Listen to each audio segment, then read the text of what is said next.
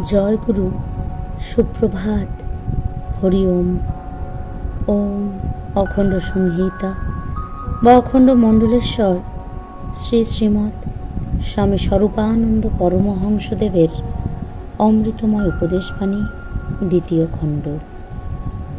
গঠন করার মানে। শ্রী শ্রী বাবামুনি আরও বলিলেন, কিন্তু গঠন শব্দটা ভালো করে মনে রাখতে হবে।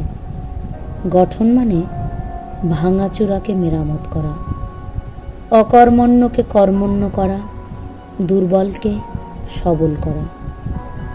গঠন মানে উপাদানীভূত বস্তুগুলোকে কাজে লাগাবার উপযুক্ত করা। যারা দেশ, জাতি বা জগতের সংগঠক, তারা মিস্ত্রির মতো। আমি তুমি যাকে নিষ্প্রয়োজনীয় মনে করছি, তাকে তিনি প্রয়োজনীয় করে তুললেন।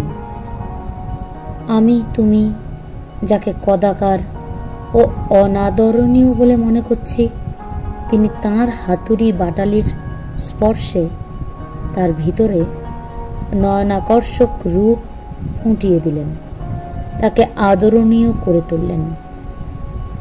যে কাঠটা খানাডোবায় পড়েছিল, তিনি তা দিয়ে দেব বিগ্রহের সিংহাসন বা মন্দির দুয়ারের কপাট তৈরি করলেন।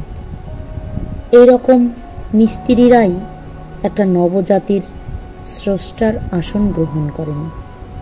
পুপুনকি আশ্রম, 7ই অগ্রহায়ণ 1334। হরি ওম।